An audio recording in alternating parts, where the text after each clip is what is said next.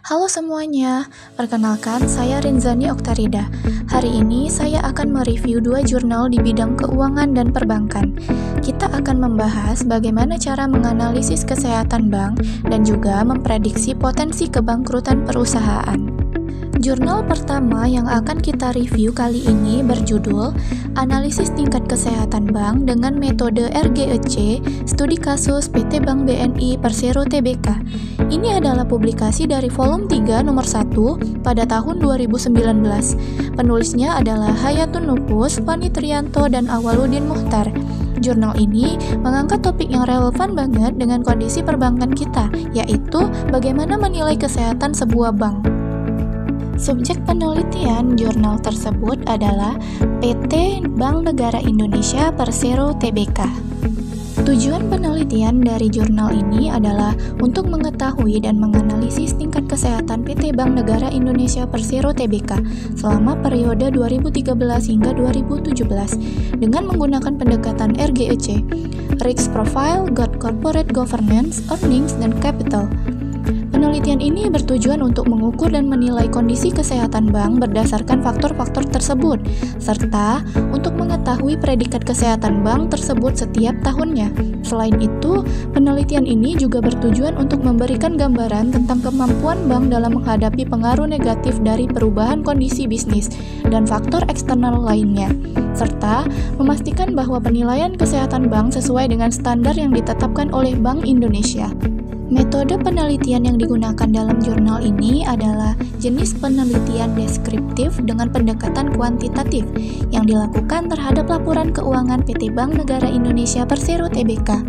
Variabel dan pengukuran dalam penelitian ini meliputi faktor risiko, risk profile, faktor good corporate governance, faktor earning, dan faktor kapital. Selain itu, analisis data dilakukan dengan teknik analisis laporan keuangan berdasarkan peraturan Bank Indonesia tentang penilaian tingkat kesehatan bank umum yang menggantikan sistem penilaian CAMELS dan berbasis risiko.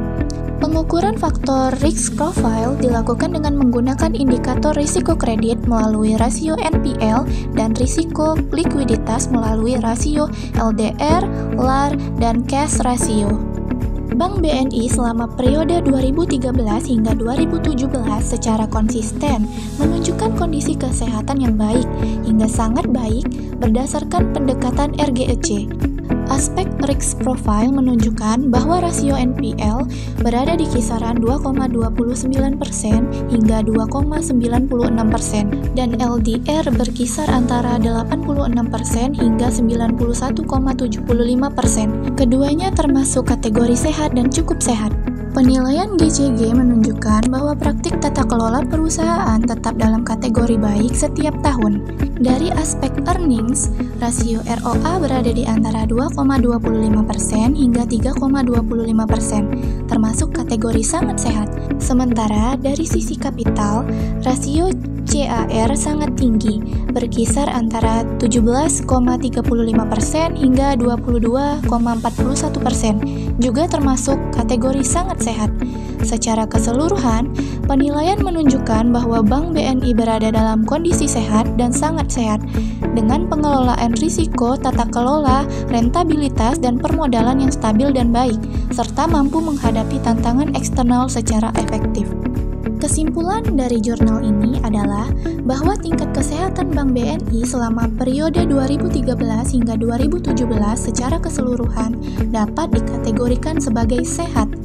Penilaian berdasarkan aspek risk profile menunjukkan bahwa NPL rata-rata berada di antara 2% hingga 5%, yang termasuk dalam kriteria sehat dan mendapatkan PK2.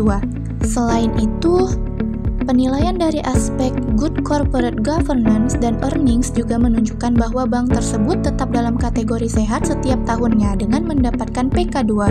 Secara umum, penilaian dari aspek kapital melalui rasio CAR menunjukkan bahwa Bank BNI mendapatkan predikat sangat sehat dan sesuai dengan standar yang ditetapkan oleh Bank Indonesia, sehingga bank tersebut dinilai sangat mampu menghadapi pengaruh negatif dari perubahan kondisi bisnis dan faktor eksternal lainnya. Selanjutnya, kita beralih ke jurnal kedua yang tak kalah menarik, yang berjudul Analisis Prediksi Tingkat Kebangkrutan Perusahaan dengan Metode Altman Z-Score dan Springate. Studi kasus pada perusahaan subsektor pertambangan minyak dan gas bumi yang tercatat di Bursa Efek Indonesia pada tahun 2009 sampai 2012. Jurnal ini diterbitkan di volume 1 nomor 2 pada tahun 2014, ditulis oleh Tri Utama Putra dan Arlin Verlina Mokti. Subjek penelitian jurnal ini adalah perusahaan subsektor minyak dan gas bumi yang terdaftar di Bursa Efek Indonesia selama tahun 2009 sampai 2012 dengan fokus pada prediksi kebangkrutan menggunakan metode Altman Z-Score dan Springate. Adapun tujuan dari jurnal ini adalah untuk memprediksi kemungkinan kebangkrutan perusahaan di subsektor pertambangan minyak dan gas bumi yang terdaftar di Bursa Efek Indonesia selama tahun 2009 sampai 2012 dengan menggunakan dua model keuangan terkenal, yaitu Altman Z-Score dan Springate. Metode penelitian yang digunakan dalam jurnal ini adalah analisis keuangan menggunakan dua model prediksi kebangkrutan, yaitu Altman Z-Score dan Springate. Data yang digunakan merupakan data sekunder berupa laporan keuangan perusahaan subsektor minyak dan gas bumi yang terdaftar di Bursa Efek Indonesia selama tahun 2009 sampai 2012.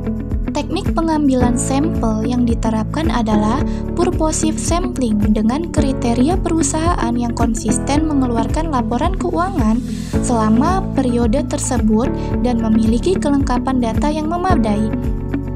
Penelitian ini juga menggunakan pendekatan studi kepustakaan untuk pengumpulan data dan analisis dilakukan dengan menghitung skor kebangkrutan berdasarkan kedua model tersebut untuk memprediksi kondisi keuangan perusahaan di masa mendatang.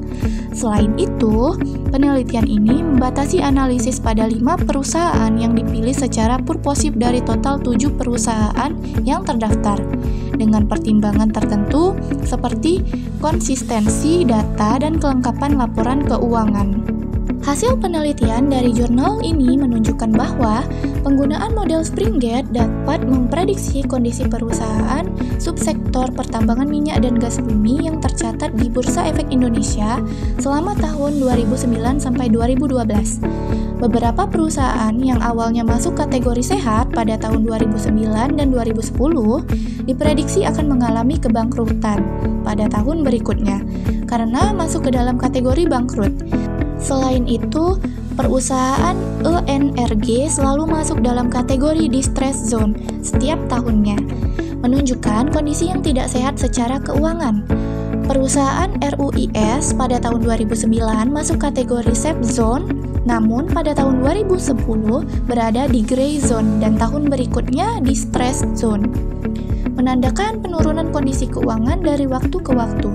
Secara umum, semua perusahaan yang dianalisis diprediksi mengalami kebangkrutan karena masuk ke dalam kategori bangkrut berdasarkan model yang digunakan.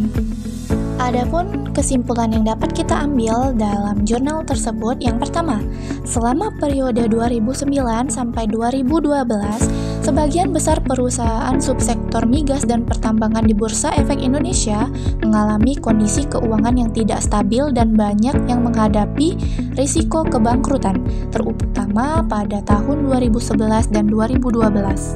Yang kedua, analisis menggunakan model Altman Z-Score dan Springate menunjukkan bahwa banyak perusahaan berada di zona risiko kebangkrutan atau gray zone dan distress zone, meskipun beberapa rasio keuangan menunjukkan perbaikan. Yang ketiga, beberapa perusahaan mengalami kerugian besar namun kemudian membaik dan kondisi keuangan secara umum menunjukkan tren yang tidak stabil. Yang keempat, faktor penyebab utama risiko kebangkrutan meliputi penurunan kas, peningkatan kewajiban lancar, kerugian berkelanjutan, dan penurunan pendapatan.